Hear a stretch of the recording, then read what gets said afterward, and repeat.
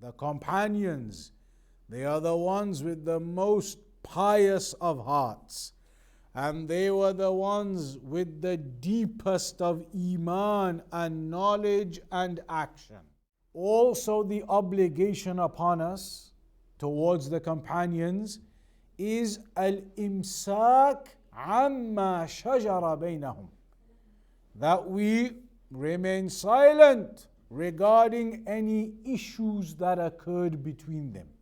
We spread amongst the people the goodness of the companions, all of the positive of the companions, all of the goodness, the righteousness. We mention that to the people and we highlight to them the goodness of the companions, because Allah said in the Quran, رَضِيَ اللَّهُ عَنْهُمْ, Allah is pleased with them. وَقُلْ رَبِّ زِدْنِي عِلْمًا. بسم الله الرحمن الرحيم. إن الحمد لله نحمده ونستعينه ونستغفره ونعوذ بالله من شرور أنفسنا وسيئات أعمالنا، من يهده الله فلا مضل له ومن يضلل فلا هادي له، وأشهد أن لا إله إلا الله وحده لا شريك له، وأشهد أن محمدا عبده ورسوله. أما بعد. So, the last time then we had arrived at the new chapter, the new section, which was regarding our belief, our aqeedah, our position regarding the companions of the Prophet sallallahu alaihi wasallam. We talked about the definition of what a companion is, the definition of Al-Hafiz Ibn Hajar rahimahullah ta'ala, and we got to this section, I believe, where Shaykh al-Bukhari quotes the ayah from the Quran, وَمَن يُشَاقِقِ الرَّسُولَ مِن بَعْدِ مَا تَبَيَّنَ لَهُ الْهُدَى وَيَتَّبِعْ غَيْرَ سَبِيلِ الْمُؤْمِنِينَ نُوَلِّهِ مَا تَوَلَّى وَنُصْلِهِ جَهَنَّمَ وَسَاءَتْ مَصِيرًا. This ayah where Allah subhanahu wa ta'ala mentions that whomsoever opposes the messenger after the guidance has been made clear to him and they follow a pathway other than the pathway of the companions, then they will have the hellfire for them, that will be their evil abode. فَهَؤُلَاءِ الصَّحْبِ رضي الله تعالى عنهم وأرضاهم لهم من الحقوق علينا والواجبات الشيء الكثير. So these companions, may Allah be pleased with them, they have many rights upon us. من نشر محاسنهم وذكر فضائلهم والذب عنهم والدفاع عن أعراضهم وبيان منزلتهم وتقدمهم وسابقتهم، كيف لا وقد رباهم رسول الله صلى الله عليه وسلم ونالوا شرف الصحبة ولذة النظر إلى وجه رسول الله صلى الله عليه وسلم. So from the rights that the companions have upon us is, for example, that we spread the goodness about them. The good of the companions, we mention that to the people and we spread that to the people. Their virtues, we mention those and educate the people regarding them. And we defend them and defend their honor against those who speak evil of them, and we mention the status of the companions and educate the people regarding the status of the companions and regarding how they have that virtue from being the first ones being the first Muslims with the Prophet sallallahu alaihi wasallam at that time. And so as Shaykh al-Bukhari says, that is exactly what is expected, meaning the messenger, he is the one who nurtured the companions. They were nurtured by the Prophet sallallahu alaihi wasallam himself, and they had that honor of being companions of the messenger and that delight of seeing the Prophet sallallahu alaihi wasallam. فالواجب أن يكون المؤمن على هذا الأمر وأن يحبهم وأن يترضى عنهم. So the obligation is that a believer has to be upon this way, that we love the companions and that we make dua for them. We say رضي الله عنهم when the mention of the companions is made. وأن يتقرب إلى الله جل في علاه بهذا الاعتقاد, and that we seek closeness to Allah through this aqidah of ours, through this position that we take towards the companions of love and respect. وأن يلهج به دوما فهم أبر الناس قلوبا وأعمقهم إيمانا وعلما وعملا. Because the companions, they are the ones with the most pious of hearts. The companions, they are the ones with the most pious of hearts. And they were the ones with the deepest of iman and knowledge and action.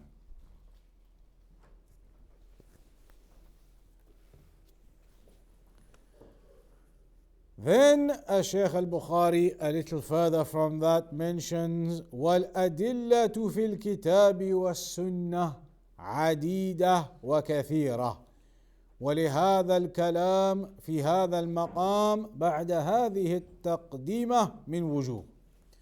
So then Shaykh al-Bukhari says, after giving that introduction about the companions, that there are a few points now to mention about the companions, and we'll go through those points one by one. The first point, الوجه الأول التأكيد على ما سبق بيانه والتذكير به من بيان معتقد أهل السنة والجماعة في أصحاب رسول الله. Firstly, to emphasize and for us to understand our aqidah regarding the companions. And there are some evidences about that. One of those is ما أخرجه الإمام ابن أبي زمنين في كتابه أصول-us-Sunnah. So one of the evidences that talks about all of this, our position towards the companions, how we love the companions, the position and the status of the companions, one of the evidences that mentions all of that is what Al-Imaam Ibn Abi Zamanain mentioned in his book Usool-Us-Sunnah. From Al-Imam Ayyub ibn Abi Tamimah as-Sakhtiyani. Al-Imam Ayyub ibn Abi Tamimah as-Sakhtiyani. قال, he said, من أحب أبا بكر فقد أقام الدين ومن أحب عمر فقد أوضح السبيل ومن أحب عثمان استنار بنور الله عز وجل ومن أحب عليا فقد أخذ بالعروة الوثقى. He said, the one who loves Abu Bakr, then you have established your religion upright. And the one who loves Umar, then that will make your path clear. That will make your path clear. And whomsoever loves Uthman, then that will enlighten your pathway. It will enlighten your pathway. You will be enlightened by the light of Allah. And whomsoever loves Ali, then you have taken the firm grip, the firm, strong handhold. وَمَنْ أَحْسَنَ الثَّنَاءَ على أصحاب رسول الله صلى الله عليه وسلم فقد برئ من النفاق. He carries on. And whoever praises the companions of the Messenger صلى الله عليه وسلم, the good praise of them, then you have freed yourself from hypocrisy. Then you have freed yourself from hypocrisy. وَمَنْ تَنَقَّصَ أَحَدًا مِّنْهُمْ أَوْ أَبْغَضَهُ لِشَيْءٍ كَانَ مِنْهُ فَهُوَ مُبْتَدِعٌ مُخَالِفٌ لِلسُّنَّةِ وَالسَّلَفِ الصَّالِحِ. But whoever detracts from them, makes deficiency in the companions, or any one of them, or hates any one of them for any reason, then that person is an innovator who has opposed the Sunnah and opposed the righteous Salaf. وَالْخَوْفُ عَلَيْهِ أَلَّا يُرْفَعَ لَهُ عَمَلٌ إِلَى السَّمَاءِ حَتَّى يُحِبَّهُمْ جَمِيعًا. He says, and what is feared upon this kind of person? The one who makes deficiency in the companions, speaks bad of them, or hates anything about them. What is feared about this kind of person, or feared for him, is that maybe his deeds will not be raised up to the skies, to the heavens, until he loves all of them. That maybe that person, his deeds will be held back. They'll be held back until he loves all of the companions. وَيَكُونَ قَلْبُهُ لَهُمْ سَلِيمًا. And until his heart is sound and clean in regards to the companions. That maybe his deeds will be kept back until he loves them all, and until he purifies his heart and it is clean and sound in regards to the companions. That's the end of his statement. Also,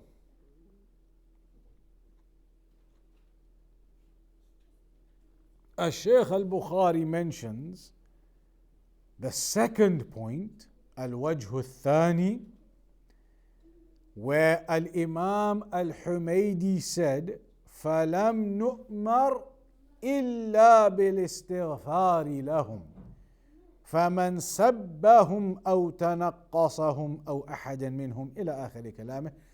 The second point where Al-Imam Al-Humaydi said, we have not been commanded except to seek forgiveness for them. We have not been commanded except to seek forgiveness for them. So whoever curses them or belittles them or any one of them, there was that section you remember in the statement of Al-Imam Al-Humaydi. Al-Shaykh Al-Bukhari Hafidhahullah says about that section, هذا بيان منه بما يجب على المؤمن نحو أصحاب رسول الله صلى الله عليه وسلم. That section is a clarification from Al-Imaam Al-Humaydi regarding what our position needs to be regarding the companions. And that is that we have not been commanded except to seek forgiveness for them. And whoever curses them or belittles them or any one of them, then that person is not upon the Sunnah. Then that person is not upon the Sunnah. So what is upon us then? من الترحم والاستغفار والدعاء لهم. That we seek Allah to have mercy upon them. We make dua that Allah has mercy on them. Rahimahumullah. And that Allah forgives them. Allah forgives them. And you make dua for them. Radiyallahu anhum. That is what we say about the companions. وَيَصْحَبُ ذَلِكَ سَلَامَةُ الْقَلْبِ لَهُمْ. And along with that dua and those statements we make for the companions, we must also have a clean heart regarding them. A sound and clear and pure heart towards the companions. Not to have anything evil in our hearts against the companions at all. وَأَلَّا يَكُونَ فِي قَلْبِ الْمُؤْمِنِ غِلٌّ وَأَلَّا يَتَسَلَّلَ إِلَى قَلْبِهِ شَيْءٌ مِّنَ التَّنَقُّصِ أَوْ الِازْدِرَاءِ أو نحو ذلك مما قد يشم منه والعياذ بالله والمشاقة لسبيل أهل السنة. And that we do not have anything untoward in our hearts towards the companions. We do not have anything negative in our hearts towards the companions at all. Also, ومن الواجب أيضا الإمساك عما شجر بين أصحاب رسول الله صلى الله عليه وسلم. This is an important point. Also, the obligation upon us towards the companions is al-imsak amma shajara bainahum.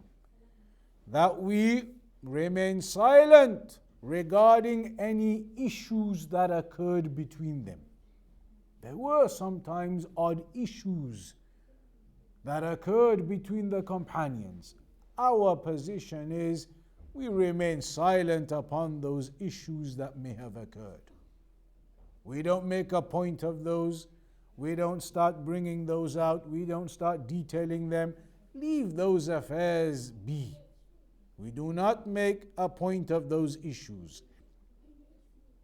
مع حفظ سابقتهم والتقرب إلى الله بذكر مناقبهم ونشرها في الناس. And instead, we spread amongst the people the goodness of the companions. All of the positive of the companions, all of the goodness, the righteousness. We mention that to the people and we highlight to them the goodness of the companions. Because Allah said in the Quran, رَضِيَ اللَّهُ عَنْهُمْ. Allah is pleased with them. So you do not sit there now talking about issues between them or something which occurred, but rather we speak of the goodness of them because Allah said in the Quran, رَضِيَ اللَّهُ عَنْهُمْ. Allah is pleased with them. وقد ذكر الإمام المزني في رسالته السنة بعد أن ذكر الخلفاء الراشدين الأربعة وعدد بعض فضائلهم وأن ترتيبهم في الفضل كترتيبهم في الخلافة. Also, Al-Imam Al-Muzani, in his book known as Kitab-Us-Sunnah, Al-Imam Al-Muzani, in that book, he said, after mentioning Al-Khulafa Al-Rashidin and telling everyone or mentioning in that book the virtues of Al-Khulafa Al-Rashidin, the virtues of Abu Bakr, the virtues of Umar, of Uthman, of Ali radiyallahu anhum, and mentioning that their level of virtue is the same order as when they became the Khalifa. Meaning, Abu Bakr has the most virtues of them. Then Umar has the next most virtues. Then Uthman has the next most virtues, and then Ali after him. The same order as they were the Khalifa are their levels of virtue as well, as it happens. In the early days, there was a small difference of opinion between the scholars of Usool-Us-Sunnah about Ali and Uthman radiyallahu anhuma. Not whether Ali should have been the third Khalifa, no. Usool-Sunnah have always been agreed on the order of the Khulafa. Abu Bakr, Umar, Uthman, Ali. That is the order they were, and that is the order they deserved to be. Usool-Sunnah are agreed on that. No issue there. That is the order they deserved to be the Khalifa. The only discussion was about their virtues, because that's a different thing. Who became the Khalifa is not connected directly to the issue of their virtues. So some of the scholars had a discussion, and it existed in the olden days, centuries ago, as to whether it's possible that Ali radiyallahu anhu had more virtues than Uthman radiyallahu anhu. Despite agreeing without a doubt that Uthman deserved to be the third Khalifa, they never said that Ali should have been the third Khalifa. They were simply saying, even though Uthman deserved to be the third Khalifa and Ali was the fourth, no problem there. But in terms of just looking at the virtues of them, is it possible that Uthman had more narrations and more virtues about, that Ali had more narrations and more virtues about him? In terms of virtue, there was a discussion, and some of the scholars did say that maybe Ali has more virtues. Not that this means he should have been the third Khalifa, no, but just that he had more virtues. But in the end, as Ibn Taymiyyah mentioned, that discussion was laid to rest. That discussion in the end was finished. Because Usool-Sunnah in the end all agreed after observation and analysis that actually Uthman radiyallahu anhu has more virtues than Ali. In terms of virtue, he has more than Ali as well.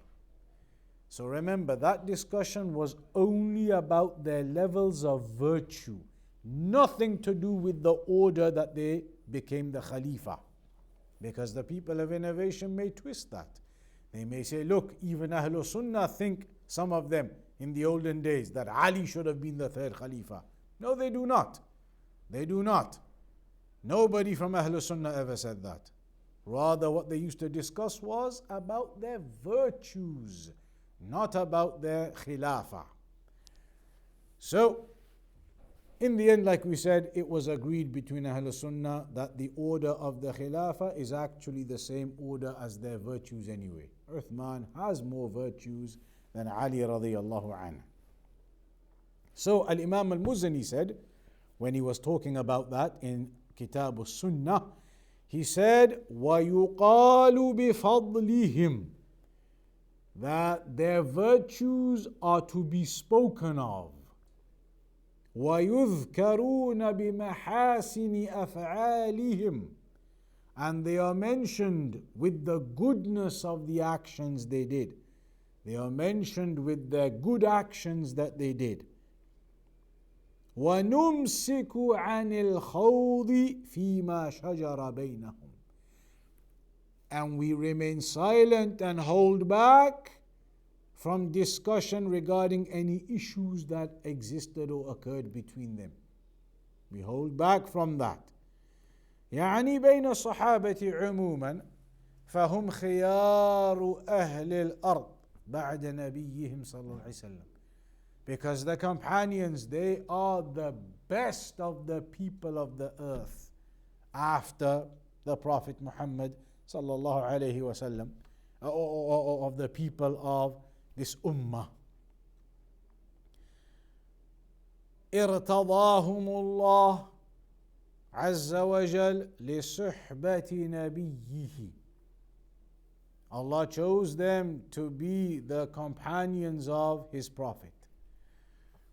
So when you look at the virtues of mankind, of course the best of people are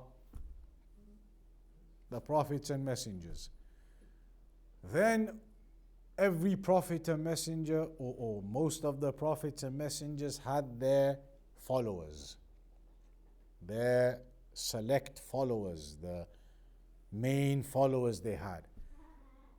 From all of those groups of followers the prophets and messengers had, the best of them are the companions of the Prophet sallallahu alaihi wasallam. So essentially, therefore, after the prophets and messengers, the companions are the best of creation upon the earth, after the prophets and messengers. وَجَعَلَهُمْ أَنصَارًا لِدِينِهِ.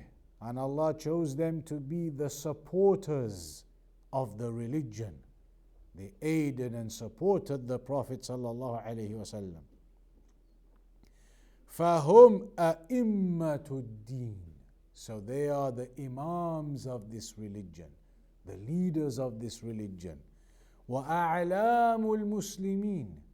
And the notable figureheads of this ummah, of the Muslims. فَرَحِمَهُمُ اللَّهُ فَرَحْمَةُ اللَّهِ عَلَيْهِمْ أَجْمَعِينَ. So may the mercy of Allah be upon them all. That is the statement of Al-Imaam Al-Muzani. Also, Shaykh Abdullah Al-Bukhari quotes the statement of Shaykh Al-Islam Ibn Taymiyyah Al-Harrani in Al-Aqidah Al-Wasitiyah. Shaykh Al-Islam Ibn Taymiyyah said in Al-Aqidah Al-Wasitiyah, وَمِنْ أُصُولِ أَهْلِ السُّنَّةِ وَالْجَمَاعَةِ. From the foundations of Ahlul Sunnah wal Jama'ah is سلامة قلوبهم وألسنتهم لأصحاب رسول الله صلى الله عليه وسلم كما وصفهم الله به في قوله تعالى والذين جاءوا من بعدهم يقولون ربنا اغفر لنا ولإخواننا الذين سبقونا بالإيمان. الآية. Shaykh al-Islam Ibn Taymiyyah said, from the foundations of Ahlul Sunnah wal Jama'ah is that our hearts are sound and clean, and our tongues are sound and clean in regards to the companions of the Prophet sallallahu alaihi wasallam, just as Allah described them in the Quran. And then he mentions the ayah that we mentioned earlier on as well. Those who come after them, they say, our Lord, forgive for us and for our brothers who preceded us, meaning the companions, the Salaf. Also, by having that position towards the companions, we are fulfilling obedience to the command of the Prophet sallallahu alaihi wasallam, who told us to do that. The Prophet told us this is how we have to behave towards the companions, to have that goodness towards them, mention their virtues, do not speak ill of them. The Prophet told us that in a clear hadith, where the Messenger said, لا تسبوا أصحابي. Do not curse my companions. فوالذي نفسي بيده لو أنفق أو لو أن أحدكم أنفق مثل أحد ذهبا ما بلغ مد أحدهم ولا نصيفه.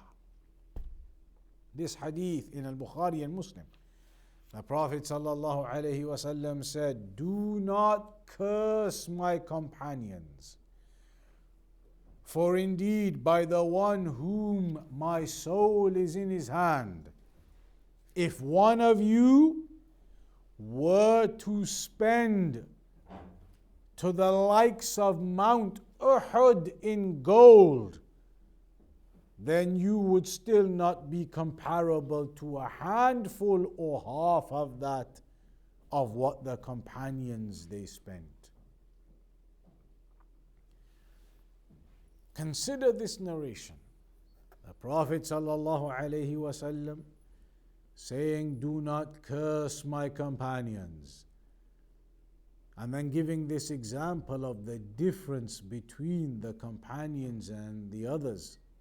That if you were to spend in charity for the sake of Allah, gold to the amount of Mount Uhud, that much, then you still wouldn't be equivalent to a handful or half of that from what the companions they gave. They give a handful, half a handful, and they are still superior to you giving the amount of Mount Uhud in gold. That shows you the difference in levels. But what is even more amazing, for us that's clear. Of course, even if we spend the Mount Uhud in gold, we're not going to be comparable to a little bit the companions gave. But what's more amazing is who was the Prophet addressing this hadith to? The companions themselves. He was addressing the newer companions and telling them this about the older companions. He was saying to the newer companions, "Do not curse my companions," meaning the likes of Abu Bakr and Umar, the older companions, the Muhajirun. Because if you, the newer companions, were to spend the likes of Uhud, you wouldn't be comparable to them spending just a handful or half of that. That's the level of difference between the companions, let alone us who are not even companions compared to the newer companions, and then us compared to the older companions. Shows the huge level between the companions and everyone else. And that shows you the level of difference between the Muhajirun and then the younger and newer companions who became Muslim later. وَيَقْبَلُونَ مَا جَاءَ بِهِ الْكِتَابُ وَالسُّنَّةُ وَالْإِجْمَاعُ مِنْ فَضَائِلِهِمْ وَمَرَاتِبِهِمْ. And we as Ahlul Sunnah, we accept and we believe and we take what is mentioned in the book and the Sunnah and the consensus regarding their virtues and their levels. Because the companions had different levels. They are recognized upon different levels of virtues. وَيُفَضِّلُونَ مَنْ أَنْفَقَ مِنْ قَبْلِ الْفَتْحِ وَقَاتَلَ عَلَى مَنْ أَنْفَقَ مِنْ بَعْدِ الْفَتْحِ وَقَاتَلَ. So, an example of the different levels of the companions, those who were with the Prophet ﷺ and they fought alongside him prior to the conquering of Mecca, are superior to the ones who fought along with the Messenger and spent from their wealth after the conquering of Mecca. Because the conquering of Mecca occurred just a couple of years before the death of the Messenger. So those companions who entered into Islam then were right at the end. Whereas all those others before that were early. So the early ones have precedence over the later ones. Another example of the differences in level, يُقَدِّمُونَ الْمُهَاجِرِينَ عَلَى الْأَنصَارِ. The Muhajirun, we give them precedence over the Ansar.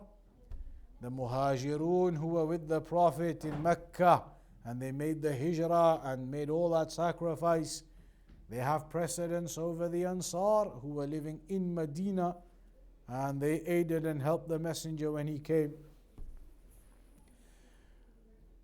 وَيُؤْمِنُونَ بِأَنَّ اللَّهَ قَالَ لِأَهْلِ بَدْرٍ. And we also believe from our aqeedah regarding the companions that Allah said about the ones who fought in the battle of Badr, and they were 310 odd, 310 odd, 312, 313, 315, thereabouts. Allah said about them, اعملوا ما شئتم فقد غفرت لكم. Do as you please, for indeed I have forgiven you. Do as you please, for indeed I have forgiven you.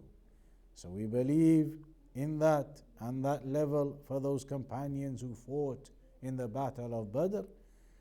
بأنه لا يدخل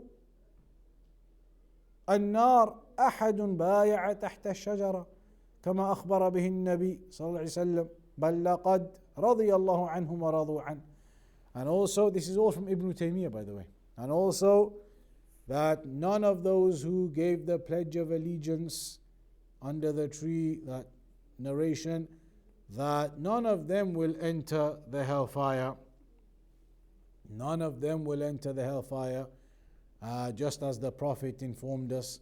Because remember, there are the famous 10 who have been given the glad tidings of paradise.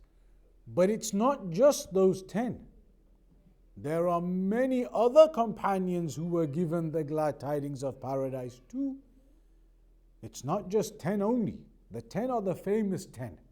But then there are several others, many others, who are also given the glad tidings of paradise. So he mentions here regarding that. So Allah is pleased with them and they are with Him. So then Shaykh al-Bukhari says, فأنت ترى هذا التسلسل والتوافق من أئمة أهل السنة قاطبة المتقدمة والمتأخرة ومن بينهم حتى عصرنا هذا على هذا السنن وعلى هذا النسق بالتنصيص على وجوب هذا الاعتقاد. الشيخ البخاري حفظه الله says, therefore you can see this kind of chain. You can see this kind of chain of agreement from the Imams of the past to the Imams of the present to the Imams and the scholars of our time right now. You can see this connected chain of agreement in regards to our position towards the companions. The Imams of old, what they said is what the Imams in the later times said. And what the Imams and the scholars of our time say. All of them have this consensus, Ahl-Sunnah wal Jama'ah, throughout history, that this is our position towards the companions of the Prophet sallallahu alaihi wasallam. وأن العبد لا يجوز له أن يعتقد خلاف هذا. And they are all agreed that it is not permissible for a servant to believe anything in opposition to that. You cannot believe in opposition to what has been highlighted here, that we mentioned the good of the companions and their virtues and we love them, etc. You cannot have an aqidah in opposition to that. فَالْقَوْلُ قَوْلٌ وَاحِدٌ. So the statement regarding the companions, our position, our aqidah is one. Throughout history, Ahl Sunnah have had that one position. لأن المشكات واحدة, because the source is one. The Messenger said, لا تسبوا أصحابي. We've learnt that from the Prophet. The source is one. The Quran, رضي الله عنهم ورضوا عنه. The source is one, so our position throughout has always been one. والمنبع واحد, the source is one. فلم يخرجوا عن ذلك النبع الصافي. So Ahl Sunnah throughout history, we have never left that pure source, that source of water. They've never left that pure source of knowledge and that position of righteousness towards the companions. فمن قال بغير هذا القول أو اعتقد خلافه والعياذ بالله فقد زاغ وهلك. So Shaykh al-Bukhari says, if anybody believes anything in opposition to this, and we seek refuge in Allah from that, then they have gone astray and they are destroyed. وَلَا يَضُرُّ إِلَّا نَفْسَهُ. And such a person does not harm except himself. Does not harm except himself.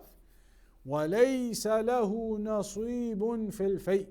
And that will come in fact. The third point, الوجه الثالث، تقدم آنفا أن قلنا بأنه مما يجب نحو أصحاب رسول الله صلى الله عليه وسلم الإمساك عما شجر بينهم. Shaykh Abdullah al-Bukhari says, we previously mentioned that from our position is that we do not delve into, we don't start talking about and opening up any of the issues that may have occurred between the companions. Shaykh al-Bukhari says, why? Why can we not delve into those affairs and look into those issues and what happened and why don't we really get into that? قد يقول قائل, a person might say, for example, نحن نذكر حقائق أو نتلمس بيان الحقيقة. A person might say, we're only mentioning the facts.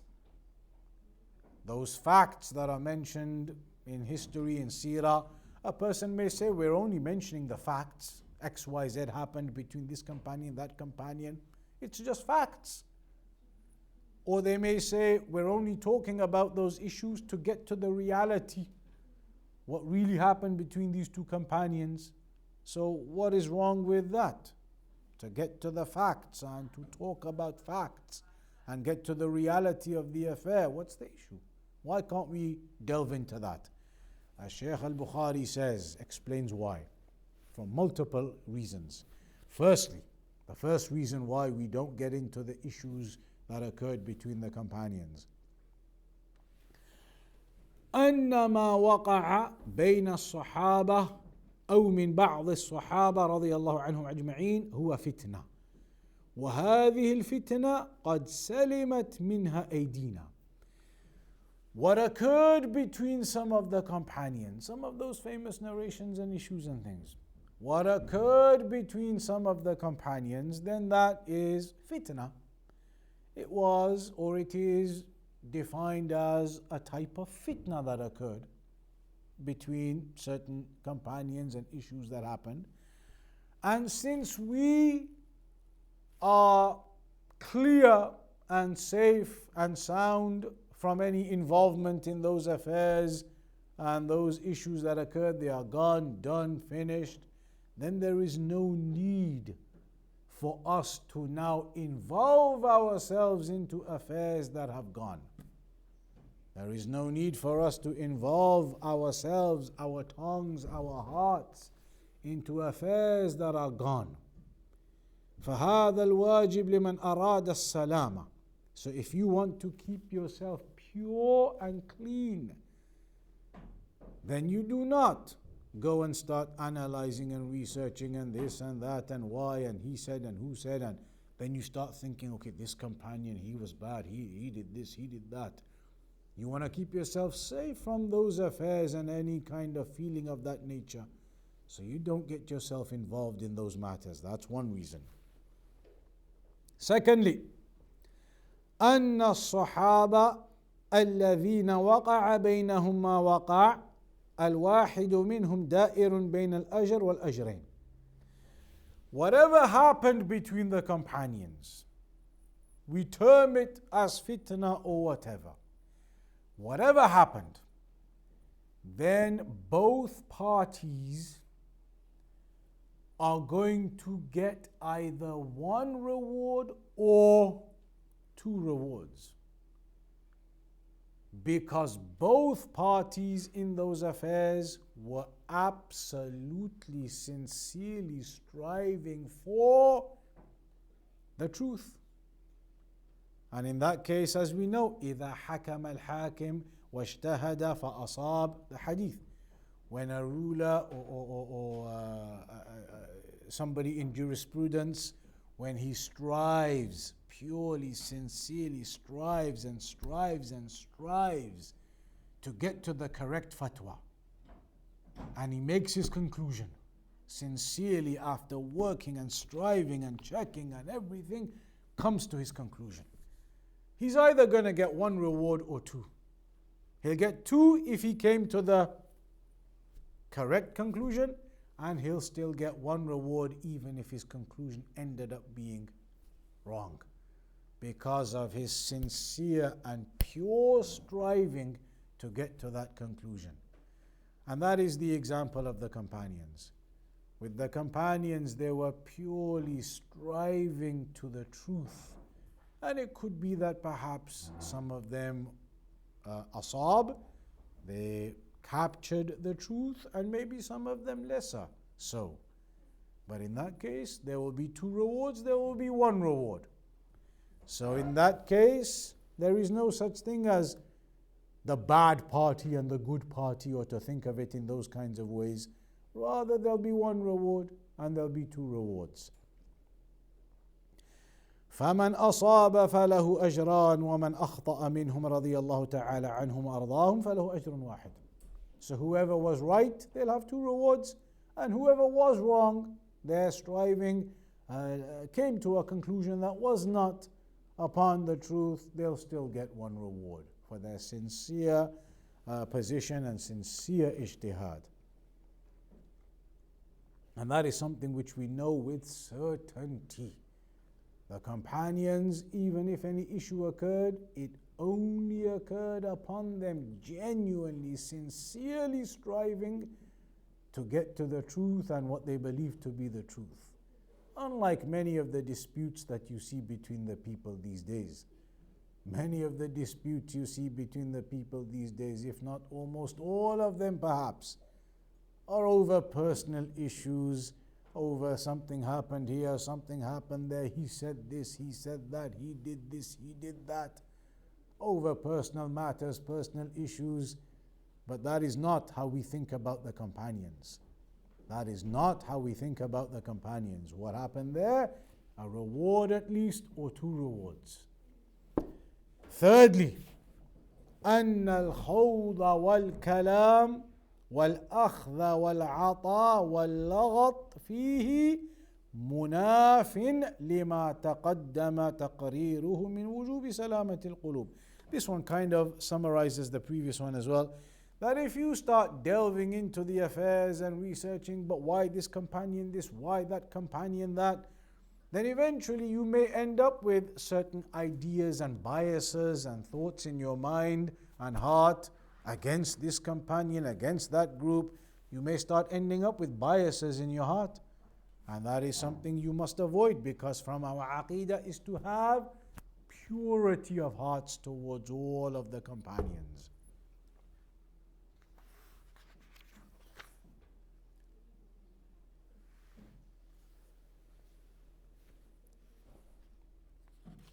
Also, the Shaykh says, one of the issues in delving into those affairs is the fact, very obviously as well, that many people are not qualified to do so in the first place.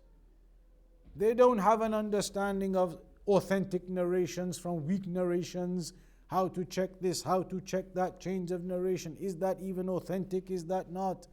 They don't even know how to do the research and analysis properly in the first place, many people, he says. So they would end up upon an inability to distinguish between stories and between issues and between things. So this is not suitable.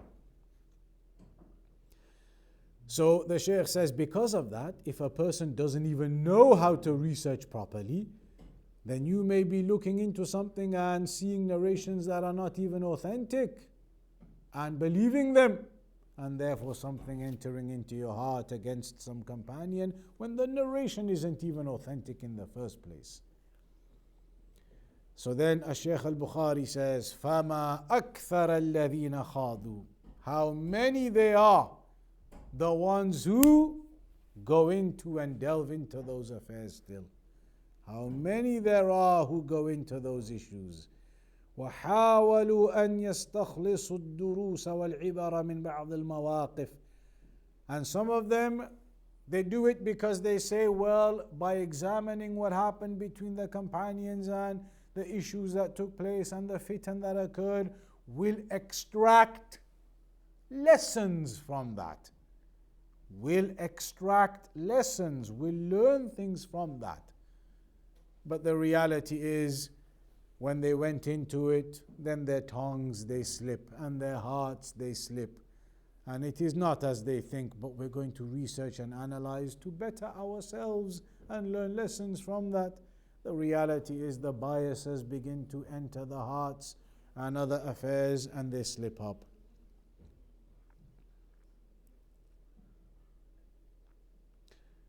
And he mentions, Shaykh al-Bukhari, how some of the people, they spoke ill of the companions in our time, how some of them had mentioned that the companions are ghutha'iyya, a derogatory kind of term, and other kinds of terms of this nature. فَيَدْخُلُ وَيَبْدَأُ وَيَحْكُمُ. So the Shaykh says, people, they get into that, they get involved in it, and then they start making rulings. They say, well, yeah, in that story I examined it, I researched it, it's got to be said, so-and-so companion, he made the error, he got it wrong, he did this, he did that. People now, mashallah, think they are in a position to be giving you rulings. I researched, I checked, I read up. Yeah, it's got to be that companion. He made a mistake, he shouldn't have done that. And he shouldn't have done that, and he shouldn't have done that, mashallah. So the Shaykh says, this is what people start doing then. And this is the calamity. كما قلت, the Shaykh says, فاقد للآلية والأهلية فأقحم نفسه في أمر فيه الهلاك والإهلاك. Somebody who doesn't have the ability and the skills to even look into these affairs and research and hadith and narrations, and yet he's going to go do that and start giving you rulings. That is the calamity. They destroy themselves and they destroy others. Those are three aspects he mentions there, and perhaps we'll stop on those and we'll continue with the next section which carries on. And there was that final point about the fate, about like the Islamic treasury and the rights to that Islamic treasury. We'll come to that section next time, insha'Allah ta'ala. We'll stop on that for today then. وصلى الله على نبينا محمد وعلى آله وصحبه وسلم.